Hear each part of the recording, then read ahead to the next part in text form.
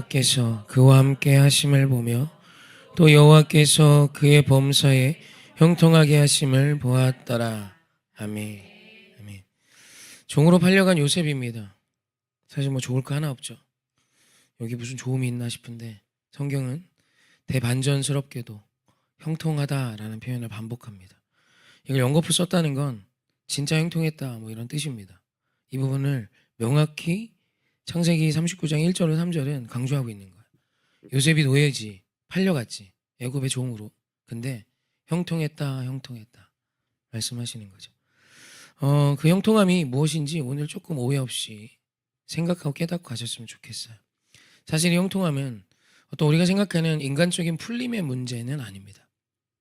그런 거라면 종에 있지 않겠죠. 종이 된 순간 어떤 상황과 조건에 기인한 형통이라면 형통이라는 단어는 쓸 수 없죠. 하나님은 그보다 훨씬 더 위대한 어떤 상황에서도 누릴 수 있는 형통함을 말씀하십니다. 주님이 우리에게 주시는 건 본질이에요. 이 본질이 와야 나머지 현상도 따라오는 겁니다. 그래서 우리는 언제나 본질 앞에 집중해야 합니다. 사람의 말, 어떤 한 사람, 어떤 세상의 이런저런 떠도는 그 무엇을 신뢰하면서 하는 자가 아니라 우리의 신뢰, 우리가 믿어야 하는 것은 하나님 우리에게 주신 언약의 본질이에요. 그래서 오늘 이 형통이 무엇인지 명확히 깨닫고 은혜 받고 형통한 자 되셨으면 좋겠습니다. 창세기 39장 4절 보시죠. 이 이후에 보면 요셉이 보디발 장군 집에서 이런 직임과 책임을 가진 사람이 됩니다. 함께 보시죠. 요셉이 그의 주인에게 은혜를 입어 섬김에 그가 요셉을 가정 총무로 삼고 자기의 소유를 다 그의 손에 위탁하니.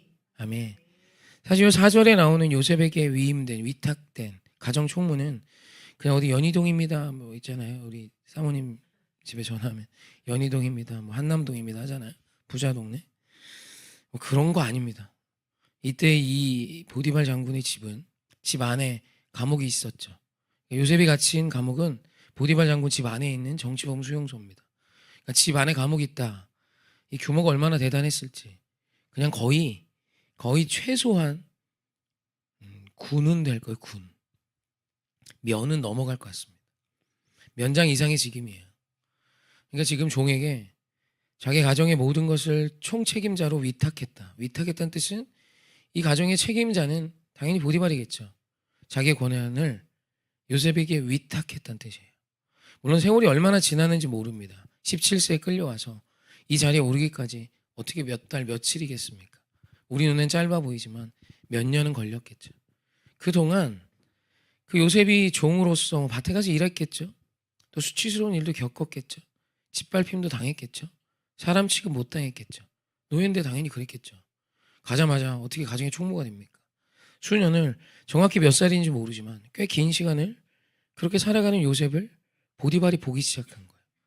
여러분, 보디발 장군의 눈에 드는 종일 수 있을까? 사실 이것도 큰 문제죠. 그냥 보디발 장군의 눈에 드는 것 자체가 사실 보디발 장군 집에 종으로 끌려와 있는 17세밖에 안 되는 소년이 그 대단한 장군의 눈에 드는 건 글쎄요. 그 집에서 일하는 종을 알긴 다 알까요? 보디발 장군이? 그럴 리도 없습니다. 근데 요셉이 거기서 반짝이기 시작해요. 이 형통입니다. 아주 중요한 현상이죠. 보디발 장군 집에 있는 모든 가정의 모든 소임들을 보디발 장군로부터 위탁받은 요셉이 될 수 있었던 것은 그냥 어느 날 탁 주어진 것이 아니에요. 이 형통은 하나님이 주신 은혜의 분명한 은총이에요. 아무리 내가 수고해도 이것이 의미 있어지는 것. 이 수고가 열매가 되고 이 수고가 하나님 나라의 영광이 되는 건 주님이 해주셔야 하는 일이죠. 하지만 요셉은 최소한 형통한 자가 되기 위한 요셉은 종의 자리에서 이 가정 총무의 자리까지 올라가는 동안 얼마나 많은 일이 있었고 또 이 일 동안 요셉의 삶이 어땠을지 그냥 이 구절에서 우리는 알 수 있는 겁니다. 여러분, 예수를 믿는다는 건 그냥 도깨비 방망이 하나 얻는 게 아닙니다. 그런 나의 삶의 모습과 상관없이 그냥 능력 없어도 이 가정 총무 삼아주고 애굽의 총리 삼아주고 그냥 능력 없고 힘 없고 준비된 거 없어도 그냥 쓰시는 하나님 아니에요. 자기 하나도 다스리지 못하는 아이가 백날 첫날 부모가 금식한다 한들 쓰임 받을 수 있습니까? 변화돼야죠. 그런 계기들이 온단 말이에요. 그때 우리가 해야 되는 아주 중요한 형통의 핵심은 삶을 바꾸는 것입니다. 종입니까? 상황이 노예입니까? 거기서 빛나는 자 하셔야 돼요. 태도가 다르고 눈빛이 다르고 짓밟히고 또 짓밟혀도 무언가 다른 모습. 사실 우리말 형통하다로 번역된 히브리어에 굉장히 큰 힌트가 있습니다. 형통하다로 번역된 히브리어가 찰라흐입니다. 찰라흐. 형통하다, 번영하다, 번성하다라는 뜻을 갖고 있는데 가장 선행하는 뜻, 핵심 뜻이 기본 어근이 무엇이냐면 나아가다, 진격하다 라는 뜻을 갖고 있습니다. 그래서 이 찰라흐라는 단어에 이런 뜻이 있어요. 앞으로 나아가다, 돌진하다. 그러니까 요셉은 하나님이 주신 이 형통을 통해 하나님이 허락하신 아주 중요한 은혜, 또 요셉이 이 형통을 누릴 수 있었던 아주 중요한 은혜는 하나님이 그 일을 이루심을 믿고 하늘의 별 11개와 해와 달이 내게 절하게 하시고 그 형들의 몇 단이 나에게 절을 하게 하셨던 그 거룩한 일을 하나님이 약속하셨음을 신뢰하며 약속의 말씀을 향해 어떤 상황에서도 나아갔다라는 거예요. 여러분, 한 인간이 노예가 되는 절망보다 더 큰 절망을 2025년 누가 경험하겠습니까? 물건이 되는 거. 한순간에 사람이 물건이 됐습니다. 그냥 뭐 욕 좀 얻어먹고 취급 못 받고 이런 게 아니라 사람이 그냥 물건이 됐습니다. 로마 시대의 그 노예 가격이 충격적인데 돼지값이 안 됩니다. 노예 값이. 물론 이제 몸이 좋고 출중하고 뭐 외모 좋고 그러면 더 쳐줬겠지만 보통의 노예가 잡아먹지 못하니까, 그래서 사람을 먹진 않았으니까 그냥 일 시키다가 병 나면 죽이고 뭐 어디 손가락 발가락 다치고 병 나서 죽어가는 거 누가 돌봐줍니까? 물건인데. 그래서 노예가 많으면, 그래서 영국의 노예선에 뭐 한강 유람선만한 거기에 사람을 2,000명씩 싣고 왔다지 않습니까? 그냥 딱 누워 있을 수 있는 공간만. 그래서 거기에서 사람이 죽으면 썩어가는 겁니다. 그렇게 항해를 몇 달씩 굶기며 거기서 살아남은 노예가 그래도 그렇게 사는 거고, 만약에 노예선이 이렇게 노예를 팔러 가다 무슨 일이 있으면 쇠사슬에 엮어갖고 다 물에 빠뜨려 죽였습니다. 그게 노예입니다. 참담합니다. 이건 2025년 누구도 겪어본 적 없는 거예요. 그 노예의 삶을 요셉이 삽니다. 근데 거기서 이 요셉은 주님의 약속의 말씀 붙들고 진격했다는 뜻이에요. 다시 일어났다는 뜻입니다. 왜 수치를 겪지 않았겠습니까? 요셉이라고. 내가 예수를 믿는다고 세상과 전혀 다른 길을 걷습니까? 우리는 여기 속해 삽니다.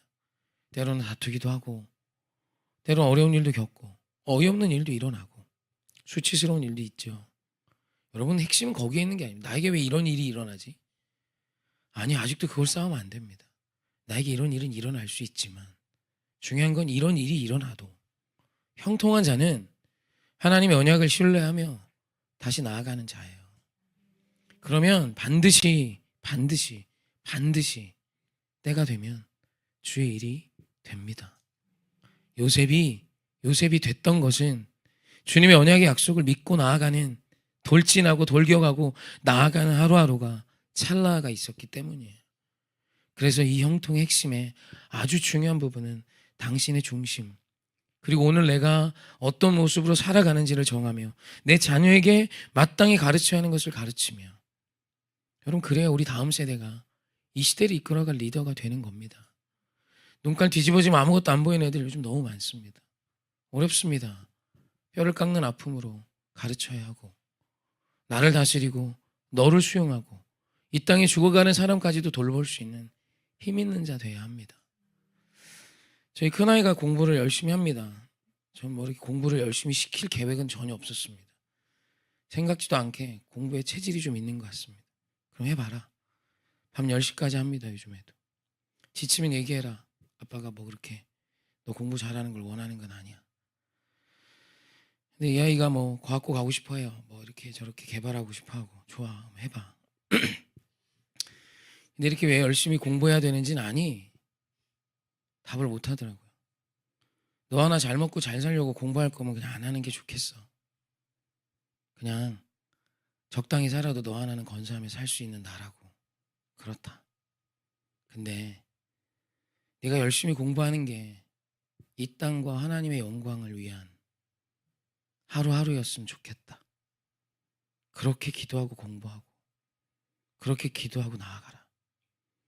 너 하나 잘 되겠다고 공부 이렇게 죽을 똥말똥 할 필요도 없고, 열심히 살아가서 너만 잘 되는 게 목적이면 남에게 복이 되지도 못하지. 복된 인생 됐으면 좋겠어. 이거 좋은 얘기가 아니라 힘든 얘기야. 그러니까 너 위해 공부하지 말고 네가 열심히 사는 삶이 대한민국과 시흥 땅에 복이 되게 할 수 있니? 생각하더라고요. 어려울 것 같은데? 그러니까 기도해야지. 해볼게.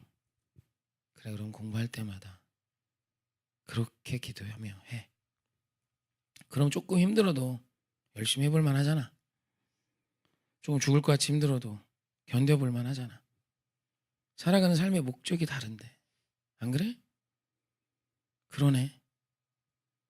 기억에 남는 대화입니다. 저는 이 얘기를 종종 합니다. 아직 우리 둘째, 셋째는 못 알아들을 것 같고, 이제 2차 성징원 우리 큰아이는 알아들을 법해서, 여러분 자기만을 위해 살게 새끼 키우지 마십시오. 그거 나중에 복 안 됩니다. 세상에 복이 되는 자는 너를 위해 사는 사람이어야만 합니다. 나만 아는 놈이 무슨 복입니까? 나만 아는 놈이 대통령 되면 나라 갈아엎을 겁니다. 나만 아는 놈이 국회의원 되면 자기 위해서 모든 것 할 겁니다. 누가 피눈물을 흘리던 뭐가 어찌됐건 기준과 가치도 바꿔가며 자기만을 위한 선택할 겁니다. 여러분 보면 알지 않습니까? 나만을 위해 사는 놈인지 나의 직을 걸고 열심히 무언가를 위해 사는 사람인지. 세상에 그런 놈들 많습니다. 어렵습니다. 복은 그렇게 되는 게 아닙니다. 그냥 훌륭한 사람. 여러분 그게 무슨 훌륭한 사람입니까? 양아치지. 오늘 이 형통은, 하나님이 우리에게 말씀하신 형통은 진짜 멋진 겁니다. 요셉은요, 노예인데 그 가정을 돌봤던 사람입니다. 짓밟히면서도 더 나은 결정을 한 사람이에요.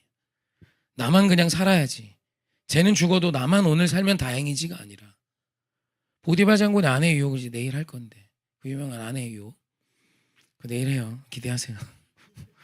그 아내의 유혹 앞에 여러분 어떻게 요셉이 그런 결정을 합니까? 형통해서 그래요. 주님의 뜻으로 나아가는 자고, 옳지 않은 것을 하지 않은 아이, 그릇된 것을 하지 않았던 요셉. 형들이 범죄할 때마다 아버지에게 가서 형들이 지금 잘못된 일을 하고 있다라고 말할 수 있었던 용기 있는 아이. 여러분 그 아이여서 싹수가 너무너무 초록색이어서 이미 떡잎이 다른 아이였어요. 여러분 그렇게 키워가셔야 포기치 마십시오. 저는 그렇게 잘하지 못한 놈이었습니다. 정말로. 저희 어머니 저를 그렇게 가르칠 시간이 없었고 여유가 없었습니다. 근데 예수님을 만나고 예수님이 저 키워가셨습니다. 가난하고 지긋지긋한 판자촌, 좋지 않고 정말 즐거운 거 하나 없었던 그때에도 500원을 가지고 2주를 견디며 살았던 대학 시절에도 예수께서 저 키워가셨습니다. 그랬더니 너를 위한 삶을 살게 하시고, 누군가가 내 기도를 통해 회복된다는 소식을 들으면 금식할 수 있는 힘도 주셨고. 사랑하는 성도님, 여러분 어떻게 느끼실지 모르지만 저는 이 시흥 땅에 하나님 미션 들고 왔습니다. 그렇기 때문에 벌써 시작점이 다른 거 아닐까요? 그래서 저희 청년들한테 그런 표현합니다.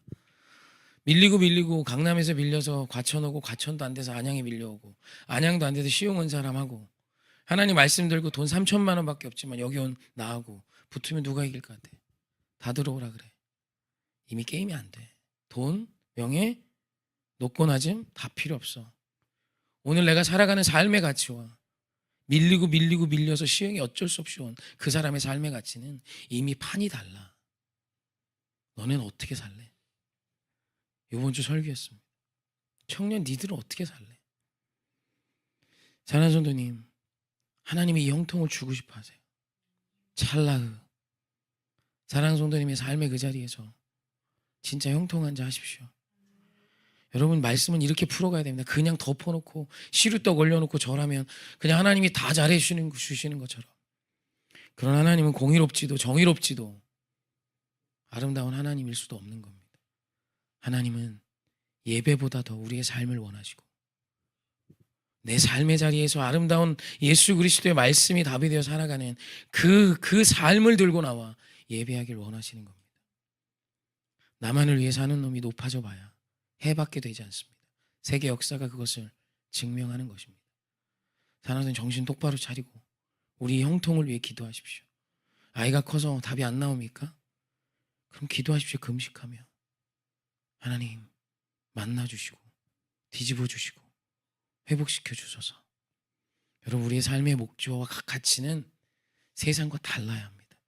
우리 그래서 진짜 꿈입니다. 우리 오해교회 안에 요셉 같은 아이들이 막 일어났으면 좋겠습니다. 학벌 좋은 아이 얘기하는 거 아닙니다. 학벌 좋다고 세상 바꿉니까? 학벌 좋은 놈들이 세상 다 망쳐놨습니다. 그게 아니라 진짜 복이 되는 사람이 일어나면 아무것도 가진 것 없어도 하나님이 쓰십니다. 노예보다 없는 놈이 있습니까? 애굽의 종보다 없는 놈이 있습니까? 그런데도 하나님이 그에게 찰나의 이 나아감이 있자 하나님은 조금도 아낌없이 그를 세우셨고 높이셨고 어느 날 애굽의 총리가 되어 세상을 바꾸는 수백만을 살리는 기근에 굶어 죽어가는 그들 7년의 가뭄 앞에 다 죽어버릴 수밖에 없었던 그들을 다 살려내는 은혜의 사람, 은총의 사람, 고마운 사람, 복이 되는 사람이 됐던 것입니다. 그래서 저는 요셉이 진짜 좋습니다. 이 요셉과 같은 사람, 그런 아이들 우리 교회 안에서 태어나고 자라고 양육돼서 쓰임받는 놀라운 기적이었으면 좋겠고 또 먼저 저와 여러분이 요셉 같은 형통한 사람이 되셔서 자녀 앞서 걸어주시길 주님의 이름으로 축원합니다.